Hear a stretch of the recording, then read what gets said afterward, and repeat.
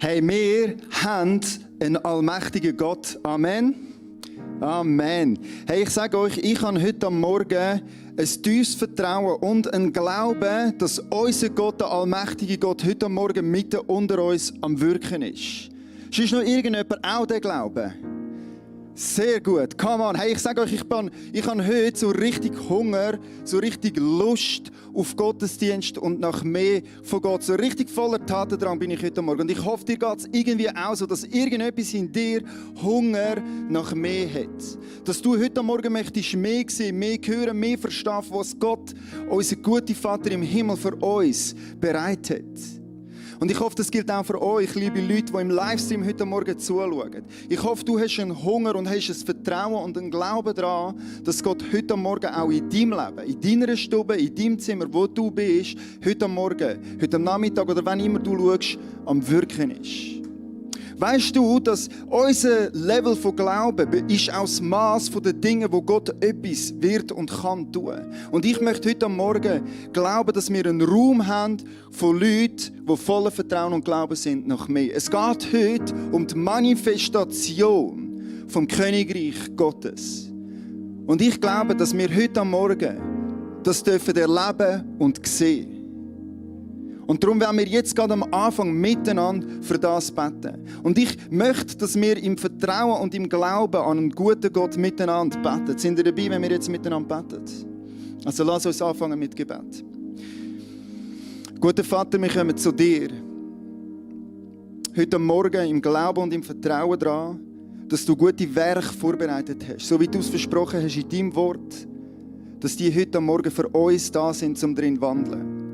Wir glauben, dass dein Wort Ja und Amen ist. Dass alles, was du gesagt hast, was du versprochen hast, dass du dein Ja und dein Amen dazugegeben hast. Und dass dein Wort wirklich ist wie ein zweischneidiges Schwert, das tief eindringt in uns und einen Unterschied macht und unser Leben bewegt und verändert. Was rausschneidet, was muss rausgeschnitten werden. Und wir glauben, dass das heute Morgen wird passieren. Du, Heiliger Geist, bist präsent unter uns, ob wir dich spüren oder nicht, tut keinen Abbruch. Dass du heute Morgen möchtest bewegen. Und wir sagen im Glauben und im Vertrauen darauf, dass du heute Morgen wirst wirken, dass wir bereit sind für all das, was du mit uns vorhast. Und alle, die einverstanden sind mit dem Gebet, sagen mit mir zusammen Amen. Amen. Amen. Hey, ich habe, wie ich schon gesagt habe, so richtig viel Energie heute Morgen. Ich hoffe, ihr könnt das handeln. Wenn nicht, ja, sorry, gell? Wird gleich nicht anders werden. Hey, wir sind eingestiegen in eine Predigtserie, die heisst «Der König und sein Reich». Die erste Predigt war vom Hermann und ich weiss, das ist jetzt schon lang her. Das war nämlich noch vor der Ostern, wo wir gestartet haben mit dem, gell? Wer mag sich noch erinnern, was vor Ostern war? Das sind ja 2 Gottesdienste noch dazwischen gewesen. Und das ist mir bewusst. Und darum erwarte ich ja auch nicht, dass ihr jetzt noch alles so abrufbereit habt. Darum habe ich gedacht, ich mache es einfach für euch. Und ich bringe euch nochmal eine Zusammenfassung von Hermann seiner Predigt. Er hat ja im klassischen Gottesdienst 50 Minuten predigt. Im modernen hat er es, glaube ich, dann ein bisschen kürzer machen, aber darum habe ich gefunden, ich mache jetzt eine 5 Sekunden Zusammenfassung von seiner Predigt. Nein, natürlich nicht, das geht nicht, aber er hat ja eine gute Grafik gezeichnet dort in dem Gottesdienst und die möchte ich mit euch nochmal etablieren. Das ist nämlich der Aufbau, die Vorbereitung von dieser ganzen Serie und es ist so wichtig, dass wir alle miteinander dort dabei sind und wissen, um was es geht, dass wir auch verstehen, wenn wir heute über die Manifestation vom Königreich reden. Also here we go, das ist die Grafik, die wir miteinander anschauen wollen. So hat es angefangen. Ewigkeit ist vorher gewesen, und dann hat Gott etwas erschaffen. Und in dieser Schöpfung ist dann etwas schief gelaufen und über das werden wir heute Morgen noch mehr reden. Nämlich der Adam hat das Ziel verfehlt. Aber das hat Gottes Plan keinen Abbruch da. Und nämlich sein Reich zu etablieren, ist schon in Ewigkeit beschlossen gewesen. Und so ist nach der Schöpfung mit dem Abraham ein Versprechen gekommen. Ein persönliches Versprechen, das Gott am Abraham gegeben hat und gesagt hat, ich werde dich und alle Nachkommen von dir segnen. Und das ist der Anfang, der Ursprung von einem Königreich, das sich dann später etabliert hat. Er ist dann weitergegangen und hat bei Mose einen Bund geschlossen mit dem ganzen Volk. nicht nur mit einer Person, sondern er hat gesagt, okay, mit dem Volk will ich demonstrieren und zeigen, was es bedeutet, wenn ich König bin. Und dann, dass sie verstehen, was das Königsbild ist und was das genau macht, ist nachher der David gekommen. Das ist der König, der Thron für alle Ewigkeit. Den hat er dort etabliert und darauf hingeschaffen, dass Menschen verstehen, wenn Jesus dann kommt und sagt, ich bin der König, dass sie ein Bild haben und beim David können schauen. Und dann ist er dann gekommen, unser König. Jesus Christus ist auf diese Welt gekommen und sein Reich ist in unsere Welt eingebrochen. Es hat etwas angefangen, wo Gott schon von Anfang an bei der Schöpfung beschlossen hat, das soll passieren, ist mit Jesus eingebrochen. Und auf den Moment hat die Schöpfung gewartet, dass das Königreich endlich kommt. Aber anders als viele erwartet haben, ist dann noch eine Zwischenzeit gekommen. Und zwar ist das die Zwischenzeit, wo das Königreich von Gott am Wachsen ist. Sein Reich ist am Wachsen. Und gleichzeitig wird aber auch das Reich dieser Welt wird immer intensiver. Und zwischen diesen zwei Reichen hat es jetzt einen Kampf. Dort herrscht ein Kampf. Und das ist die Zeit, wo wir im Moment drin sind. Sein Reich hat schon angefangen, Gottes Reich. Er ist der gesagt hat, als er auf die Welt gekommen ist, hey, mein Reich ist da. Es hat jetzt angefangen, es ist eingebrochen, es hat schon angefangen, aber es ist noch nicht vollendet. Wir sind jetzt in dieser Zwischenzeit, im Hier und noch nicht ganz.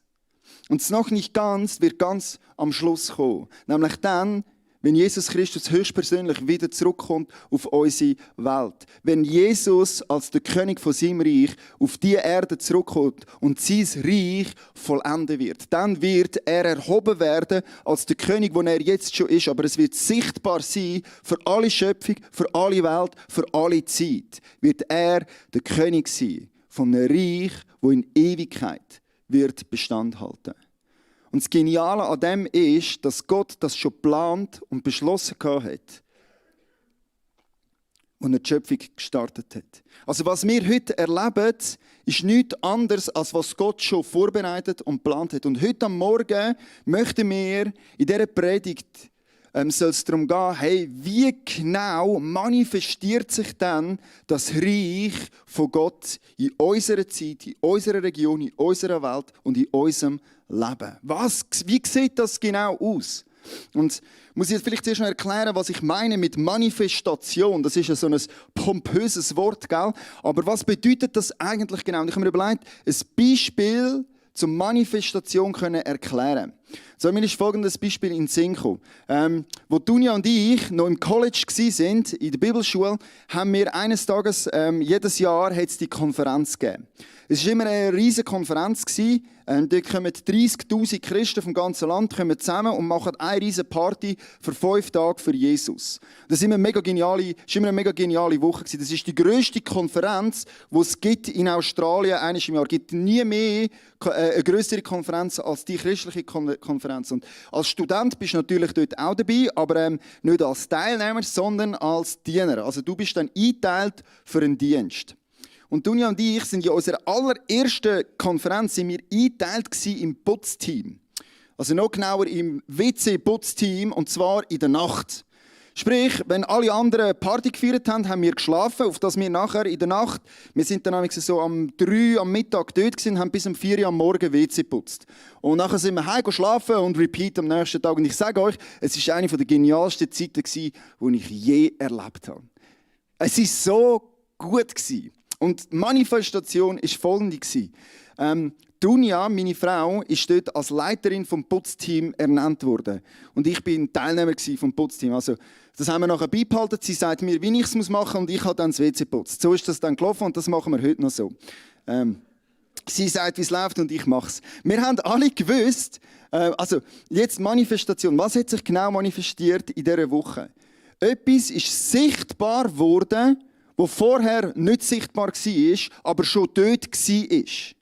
Ich habe gewusst, dass Dunja eine geniale Leiterin ist. Und ich habe gewusst, dass sie eine Leidenschaft und eine Liebe für Jesus hat. Aber sonst hat das niemand gesehen und niemand gewusst, dass das so ist. Weil sie ist ja eher eine ruhige Person und man sieht sie nicht so viel im Spotlight. Und darum war das wie an der Oberfläche gewesen, schon immer dort gewesen. Und dann ist eben die Woche gekommen von dieser Konferenz und alle haben plötzlich erkannt und gesehen, wow, Dunja ist so eine gute, geniale Leiterin, die Jesus von ganzem Herzen liebt. Und das hat sich dort öffentlich gezeigt, für alle Menschen zu erkennen. Und es hat wie so ganz viele Menschen gegeben, die gesagt haben, wow, wir haben jetzt etwas gesehen. Aber es war ja nicht so gewesen, als wäre das vorher nicht schon dort gewesen. Das war schon immer dort gewesen, aber es ist plötzlich sichtbar geworden für ganz viele Menschen. Das ist eine Manifestation. Etwas, das plötzlich sichtbar wird, spürbar, erlebbar wird für ganz viele Menschen. Aber das ist vorher schon dort gewesen, aber jetzt ist es plötzlich sichtbar geworden oder durchgedrungen. Und genau so ist es mit dem Reich Gottes. Das bricht immer wieder durch, dringt immer wieder durch und wird immer wieder sichtbar in unserer Zeit. Es manifestiert sich. Und wir möchten heute am Morgen anschauen, wie genau sich das Reich dann manifestiert. Wie wird das sichtbar in unserer Zeit, in unserer Welt. Aber bevor wir das machen, müssen wir uns zuerst ein bisschen mit dem Reich dieser Welt beschäftigen. Und um das zu verstehen, müssen wir zurück an den Anfang der Schöpfung. Weil zurück am Anfang der Schöpfung hat nämlich Gott 2 Menschen geschaffen. Also er hat eigentlich zuerst einen Menschen geschaffen, den Adam. Und du musst wissen, Adam bedeutet der Mensch. Und wenn wir vom Adam reden, dann heisst das eigentlich nichts anderes als der Mensch. Und du darfst dich heute am Morgen, wenn ich von Adam rede, darfst du dich persönlich angesprochen fühlen. Weil wir reden jetzt vom der Mensch. Ist gut. Also wenn ich Adam sage, dann musst du sagen, ja, hier. Alles klar, wir probieren es mal. Adam. Sehr gut. Also das machen wir nur eins, das müssen wir jetzt nicht wiederholen. Ich sage nämlich sehr viel Adam und das wird dann stören. Genau. Mein College-Lehrer hat Adam hat ihm einen sehr passenden Namen gegeben. Er hat nämlich den Adam immer genannt Adam, the Original Idiot. Das war der Name von Adam. Und ich habe das so einen guten Namen gefunden und das behalten wir jetzt bei. Der Adam ist der erstgeborene Idiot. Er ist nämlich der ganz am Anfang der Zeit das Ziel verfehlt hat. Du musst wissen, wenn die Bibel von Sünde redet, dann braucht es das Wort Kata. Und Kata bedeutet nichts anderes als das Ziel verfehlen. Also es gibt auch die Bibelstelle im Richter, wo eine Elitetruppe trainiert wird. Und das sind dann so Steinschleuderer, die sind elitemäßig unterwegs gewesen. Und es steht in der Bibel, die sind so gut gewesen, dass sie das Haar auf dem Kopf von einem Mann nicht haben können kataen. Also sie haben das Haar auf dem Kopf nicht können verfehlen. Sie haben das Ziel jedes Mal ausnahmslos genau getroffen. Also das Ziel verfehlen ist Kata. Oder es gibt noch andere Bibelstellen, wo Menschen unterwegs sind und sie möchten gerne am Abend noch einmal ankommen, aber sie verirren sich oder sie sind eben Kata. Sie haben ihr Ziel verpasst und sind nicht dort angekommen, wo sie eigentlich hätten herkommen. Das ist die Bedeutung von Kata. Und der Adam war der erste Mensch, der das Ziel verfehlt hat. Das Ziel wäre eigentlich gewesen, von Gott denkt, für den Mensch, Gott anzubeten. Das war der Sinn gewesen. Gott hat einen guten Plan für den Adam. Er hat gesagt, hey Adam, ich mache dich in meinem Ebenbild. Du bist geschaffen wie ich und ich habe gute Pläne für dich. Und der Adam hat selber besser wissen und hat am Ziel vorbeigeschossen. Also eigentlich könnte man sagen, was im Paradies passiert ist, der Adam ist seinem Namen nicht mehr gerecht geworden. Er war nicht mehr Mensch gewesen, wie Gott sich einen Mensch ausdenkt hat, sondern er ist am Ziel vorbeigeschossen. Und die Konsequenz von dem Zielverfehlen ist brutal gewesen. In dem Moment ist nämlich ein neues Reich geboren worden. Eine neue Macht hat Macht bekommen. Und das ist das Reich dieser Welt, wo wir heute noch darunter leiden. Und die Zielverfehlung hat zur Konsequenz gehabt, dass der Mensch jetzt nicht mehr so Mensch kann sein, wie Gott sich gedacht hat. Weil er ist ja am Ziel vorbeigeschossen, er ist seinem Namen nicht gerecht worden. Und die ultimative Konsequenz von dem Reich, von dieser Welt, ist der Tod. Das ist die Kraft und die Macht, die ultimative Kraft und die Macht, die hinter dem Reich von dieser Welt steht. Es ist die Androhung oder die Konsequenz von dieser Zielverfehlung ist der Tod. Und das ist nicht nur einisch gsi. Also du kannst jetzt vielleicht sagen, Original Idiot, was für ein Idiot. Adam, wieso hast du das nur gemacht? Wieso hast du dort das Ziel verfehlt und ein neues Reich geboren, wo jetzt der Tod zur Konsequenz hat und wo viel Zerstörung und Leid und Elend in die Schöpfung hineingebracht hat? Wisst ihr, die Realität ist, wir alle tragen den Namen Adam.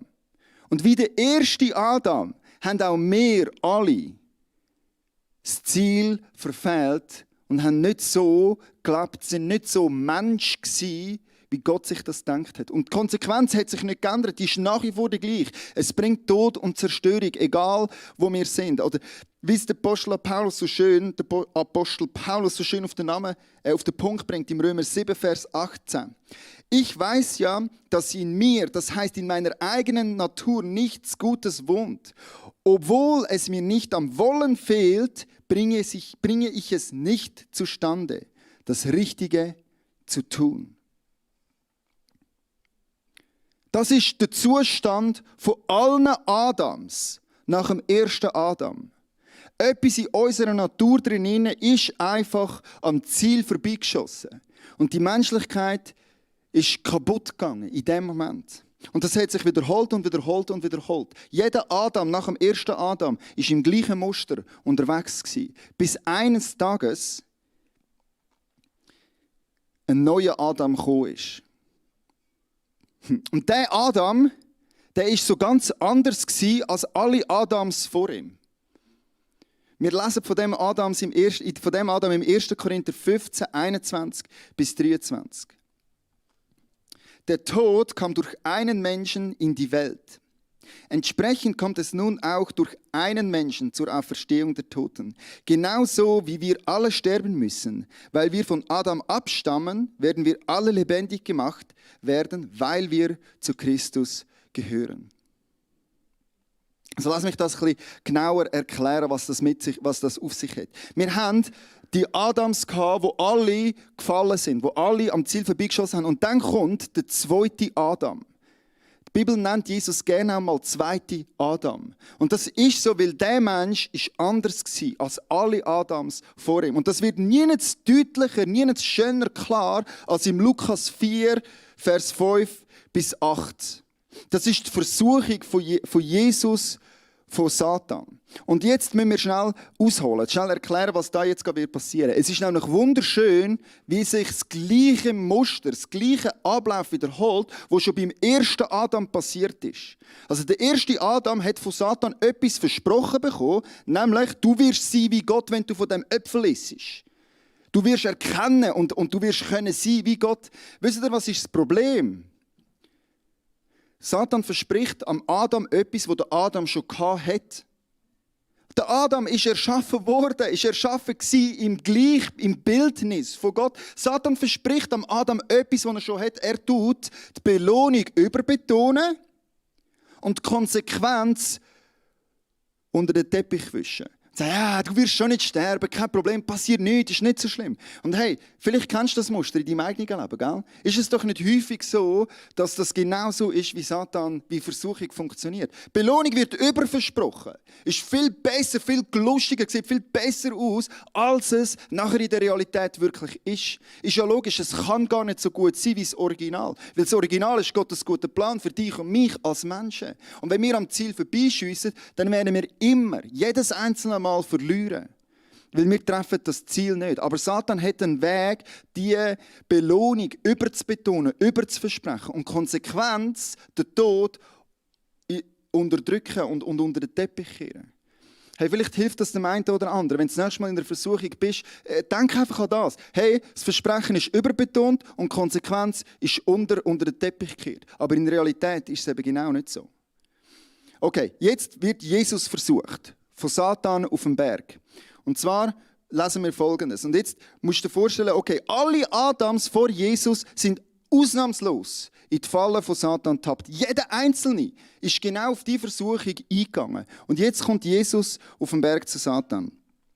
Der Teufel führte ihn an eine hochgelegene Stelle, zeigte ihm in einem einzigen Augenblick alle Reiche der Erde und sagte, alle diese Macht und Herrlichkeit will ich dir geben. Denn mir ist das alles übergeben und ich gebe es, wem ich will. Du brauchst mich nur anzubeten und alles gehört dir.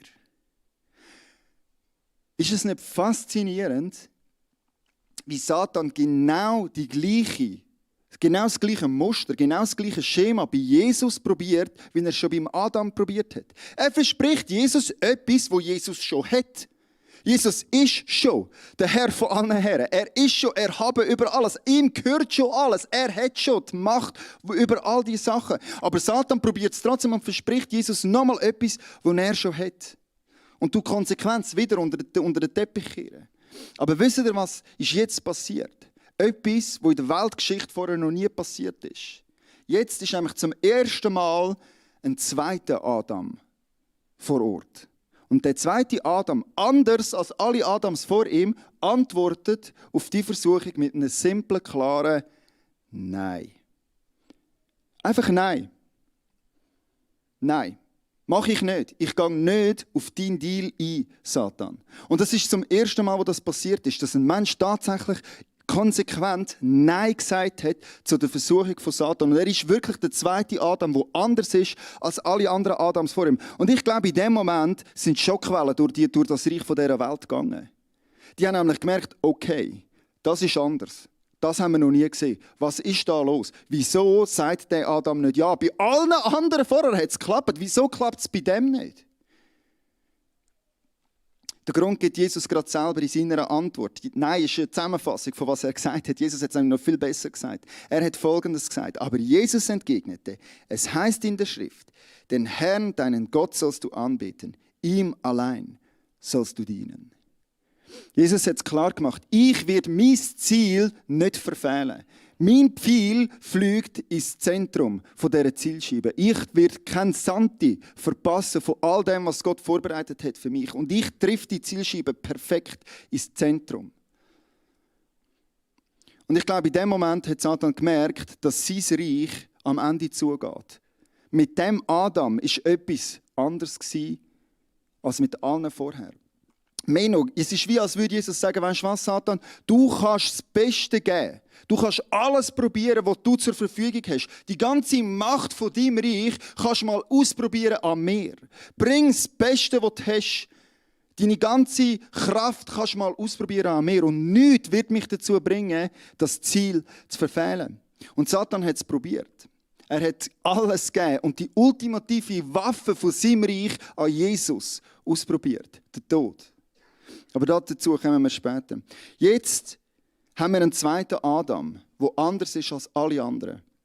Und mit dem zweiten Adam ist ein neues Reich entstanden. Und Jesus macht es jetzt klar, gerade am Anfang, wie in seinem Reich wird es anders laufen als im Reich von dieser Welt. Und zwar macht er das mal so richtig schön, macht er dort einen Punkt in Markus 10, 42 bis 45. Und zwar, das ist eine lustige Bibelstelle. Es gibt so, ich weiß nicht, ob du das auch machst, aber ich tue mir manchmal die Bibel, wenn ich es lese, vor allem Evangelien, probiere ich mir so theatralisch vorzustellen. Wie ist das so gelaufen, wie ist das passiert? Das ist manchmal mega hilfreich und manchmal auch extrem amüsant. Und das ist eine von diesen Bibelstellen, die so richtig amüsant ist, wenn man sich das mal so bildlich vorstellt, wie das passiert ist. Jetzt hat nämlich Jesus Jünger und zwei davon, die Söhne von Zebedäus, haben eine gute Idee. Sie sagen, hey, weißt du was? Du sagst ja, Jesus, du bist der König und wenn du dann König bist, möchten wir dann links und rechts von dir sitzen. Sprich, wir möchten gerne dann auch mit dir zusammen regieren. Ist okay. Aber sie machen das nicht selber. Sie getrauen sich nicht selber zu Jesus zu gehen und die Frage zu stellen. Also was machen sie? Sie schicken die Mami. Und die Mami von den zwei Söhnen kommt und sagt, du, Jesus, können echt meine beiden Söhne dann, wenn dann du König bist, links und rechts neben dir hocken? Sie getrauen sich zwar nicht, um dich selber zu fragen, aber wenn es dann so weit ist, können wir das irgendwie bitte machen? Und Jesus antwortet auf diese Frage. Weißt, ich kann mir so richtig vorstellen, wie Jesus einfach in dem Moment einfach macht. Ernsthaft. Wie viel habt ihr dann noch nicht verstanden? Habt ihr noch nicht gecheckt? Okay, also kommen mal alle zusammen. Und dort steigen wir jetzt ein. Da rief Jesus sie alle zusammen und sagte, okay, jetzt haben wir gerade die Situation gehabt, oder? Die Mami von der Zebedäus-Söhne hat Folgendes gefragt, ob sie links und rechts neben mir hocken. Ihr wisst, dass die als Herrscher über die Völker betrachtet werden, sich als ihre Herren aufführen und dass die Völker die Macht der Großen zu spüren bekommen. Also Jesus erklärt, okay, wir alle sind so es gewohnt, wir sind irgendwie vertraut worden mit der Art und Weise, wie es in dieser Welt läuft. Wir kennen das Reich von dieser Welt unterdessen sehr gut. Und im Reich von dieser Welt ist es normal, dass man Macht nimmt und Macht braucht, um andere zu unterdrücken. In diesem Reich ist es normal, dass man sich selber zuerst schaut, oder? Ich meine, hey, wenn jeder für sich selber schaut, dann ist für alle geschaut, oder? Das ist so die Mentalität von diesem Reich. Und ich nehme mir, was ich brauche, egal Konsequenzen. Tod und Zerstörung ist egal. Hauptsache ich. Das ist die Devise von diesem Reich. Und die Jünger haben gemeint, es wird so weitergehen, einfach mit einem neuen König. Und jetzt macht Jesus einen Punkt klar. Und das ist der Hauptpunkt von dieser Predigt heute Morgen. Ihr könnt die ganze Predigt in einem Satz zusammenfassen. Und das ist der nächste Teil, wo Jesus antwortet in dieser Predigt. Das ist das, wenn ihr alles andere vergessen, behaltet das bei, diesen Satz. In seinem Reich läuft es nicht so wie in diesem Reich. Bei euch ist das nicht so. Bei euch ist das nicht so. Jesus macht es so klar in dem Moment, hey, da kommen zwei Reiche aufeinander. Im einen Reich läuft es so, aber in meinem Reich läuft es eben genau anders. In meinem Reich steht alles Kopf.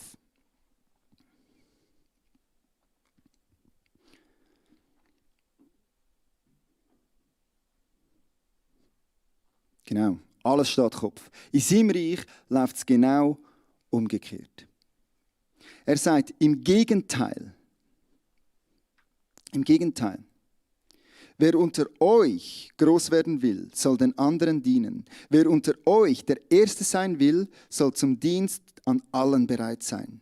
Denn auch der Menschensohn ist nicht gekommen, um sich dienen zu lassen, sondern um zu dienen und sein Leben als Lösegeld für viele hinzugeben.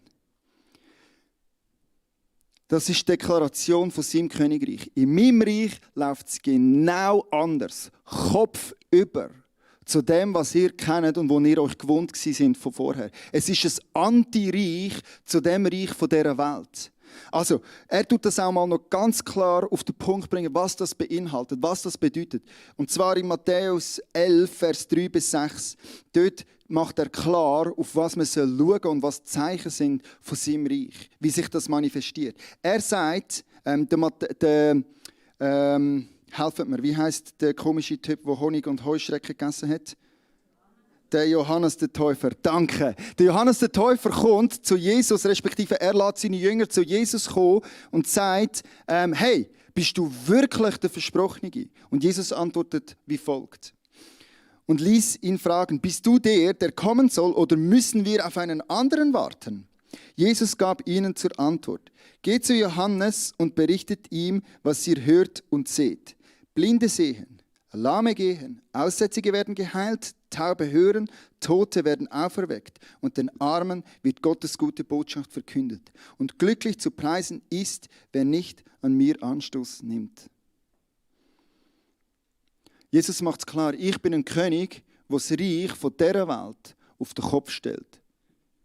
Wo alles, was da in dieser Welt war und was ihr kennt, jetzt anders wird laufen. Sprich, dort, wo vorher Zerstörung war, dort, wo Krankheit war, ist Jesus gekommen und hat Heilung gebracht, hat Aussätzige geheilt, hat Blinde wieder sehend gemacht. Das war bewusst, um zu zeigen, dass sein Reich all die Zerstörung und die Konsequenz vom Reich von dieser Welt auf den Kopf stellt und umdreht und wieder ganz macht. Er war es, der gesagt hat, hey, dort, wo vorher Macht geherrscht hat, ist jetzt Liebe deinen Nächsten, ist Dienst im Vordergrund. Dort, wo vorher Hass dominiert hat, ist er gekommen und hat gesagt, lieb deinen Feind. Ich kehre die Konsequenz, all das kehre ich um und umdrehen. Dort, wo vorher Trennung war, dort, wo vorher war, du hast mich verletzt und jetzt ist getrennt, ist Jesus gekommen und hat gesagt, vergib 7 x 77 Mal. Vergib immer und immer wieder, du sollst Vergebung leben. Dort, wo vorher Tod die ultimative Konsequenz war, ist Jesus gekommen und hat Auferstehung gebracht. Und das ist die Manifestation von seinem Reich in unserer Zeit, in unserer Welt. Überall dort, wo die Konsequenzen vom Reich von dieser Welt umkehrt, umdreht, auf den Kopf gestellt wird, dort bricht sein Reich durch. Und sieht man etwas von unserem König. Also dort, wo Vergebung ausgelebt wird, dort, wo in der Familie gesagt wird, ich vergebe dir, bitte vergib mir, dort bricht sein Reich hinein. Dort, wo Kranke gesund gemacht werden, dort, wo Heilung drin hineinkommt, seelische, körperliche Krankheiten, das sind Manifestationen von seinem Reich, auf die wir schauen sollen. Dort, wo vorher Hass dominiert hat, wo vorher Macht im Zentrum gestanden ist, bricht sein Reich durch und er sagt, in meinem Königreich läuft es anders. Überall dort, wo wir das sehen und erleben, sehen wir, wie sein Reich sich am Manifestieren ist in unserer Zeit, bei uns. Und es ist nie deutlicher geworden, dass sein Reich Kopf übersteht, wie bei seiner Krönung. Wo die Könige von dieser Welt Kronen aus Gold auf ihre Häupter setzen lassen, hat unser König von dem neuen Reich eine Krone aus Dornen sich auf den Kopf hauen lassen. Dort, wo andere Könige bei ihrer Krönung sich in die schönsten, prachtvollsten Gewänder gewandelt haben, ist Jesus ein purpurner Mantel auf einen ausgepeitschten Rücken gelegt worden. Dort, wo andere Könige preiset werden, erhoben werden, gelobt, huldigt werden bei ihrer Krönung, ist unser König angespeuzt, ausgelacht und verhöhnt worden. Und dort, wo andere Könige auf den Thron sitzen, erhöht, sichtbar für alle, ist unser König an ein Kreuz geschlagen worden. Erhöht, sichtbar für alle. Und Satan hat tatsächlich sein Bestes gegeben. Alles, was er zur Verfügung hatte, an Jesus ausgelassen. Hat den Tod auf Jesus gebracht. Die ultimative Waffe von seinem Königreich auf den König Jesus. Aber unser König ist auferstanden und hat den Tod besiegt. Und wir sagen heute, Tod, wo ist dein Stachel?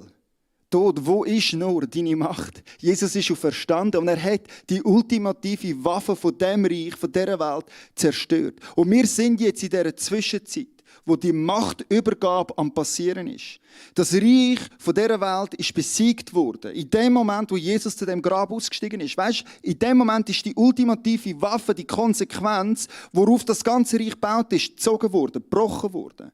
Und etwas Neues hat angebrochen. Und sein Reich soll immer mehr durchbrechen bei uns.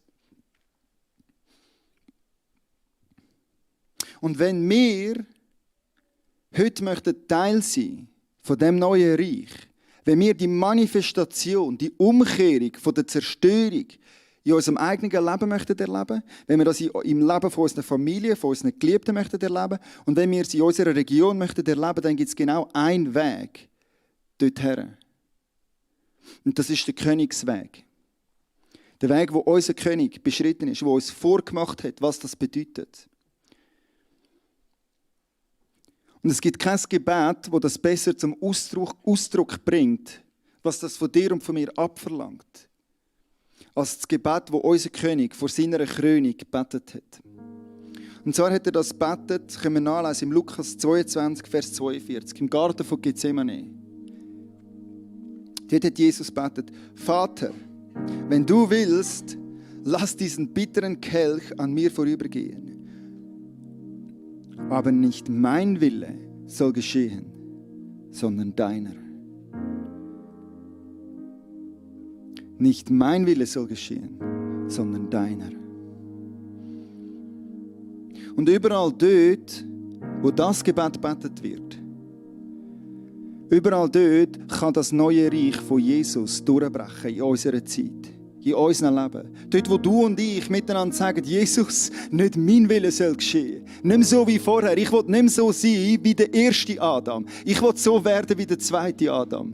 Ich möchte, wie mein König, auch in meinem Leben beten, nicht mein Wille soll geschehen, sondern dein Wille soll geschehen, Jesus. Das, was du vorhast, deine guten Pläne sollen in meinem Leben Realität werden. Das ist der einzige Weg, wo uns das Reich wird sichtbar werden lassen bei uns. Wenn wir anfangen leben und beten wie unser König, der uns vorangegangen ist. Und das Gebet ist, nicht mein Wille soll geschehen, sondern dein Wille soll geschehen. Und ich glaube, dass wir eine einmalige Gelegenheit und eine Chance haben in dieser Zwischenzeit.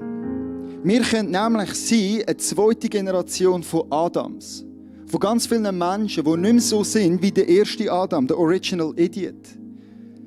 Sondern die verstanden haben, hey, das ist gestorben in mir. Das ist nicht mehr die Realität, in der ich möchte leben, sondern ich möchte jetzt mit dem König nachlaufen. Der gesagt hat, nicht mein Wille soll geschehen, sondern dein Wille. Der Wille vom guten Vater soll in meinem Leben passieren. Und ich glaube von ganzem Herzen, dass wir miteinander Generation von zweiten Adams sein können. Und das muss ganz ein gefährlicher Gedanke sein für Satan. Eine zweite Generation von Adams, die nicht mehr auf seinen Deal eingehen und sein Reich nicht mehr bevollmächtigen. Und so möchte ich euch jetzt einladen, mit mir zusammen das Gebet zu beten. Aber tönt das nicht leicht beten. Das ist ein sehr weitreichendes Gebet mit einer hohen Tragweite.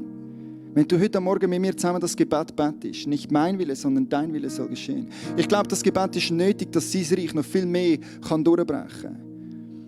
Und so möchte ich euch einladen, wenn du bereit bist, das zu beten mit mir zusammen, dann darfst du das beten. Ich tue es einfach laut beten und du darfst in deinem Geist selber mitbeten und am Schluss dann auch laut Amen sagen, wenn du bereit bist, das zu tun. Und so möchte ich das jetzt mit uns zusammen beten. Jesus, wir kommen jetzt vor dich. Vor deinen Thron kommen wir. Und wenn wir vor deinen Thron sagen, dann meinen wir vor dein Kreuz, wo du erhöht worden bist, sichtbar für die ganze Welt. Wir kommen jetzt zu dir und wir schauen dich an und wir staunen aber all dem, was du da hast. Dass du, mächtiger König, dich so erniedrigen lassen hast. Nur um das Reich auf den Kopf zu stellen. Nur um etwas Neues zu schaffen. Und wir staunen ab dem, was du da hast. Und wir danken dir, König Jesus. Und wir möchten jetzt sagen, aus der Tiefe von unseren Herzen, mit aller Aufrichtigkeit, Jesus, auch wir möchten so sein wie du und sagen, nicht unser Wille soll geschehen, sondern dein Wille soll geschehen. In meinem Leben regierst du, König Jesus. In meinem Leben soll das neue Reich durchbrechen. In meinem Leben soll dein Wille neu geschehen. In allen Lebensbereichen, wo du möchtest, Jesus, gebe ich dir das Recht zum Einbrechen, zum Einreden, auf dass dein gute Reich noch viel mehr Manifestation annehmen bei uns in unserem Leben. Und wer immer das Gebet von ganzem Herzen kann mitbeten und möchte Ja sagen zu diesem Gebet, der darf jetzt mit mir zusammen Amen sagen. Amen. Amen. Hey, ich möchte euch jetzt ganz noch schnell eine Minute lassen mit dem. Könnt ihr euch noch mal überlegen, was ihr jetzt da gerade gebetet habt.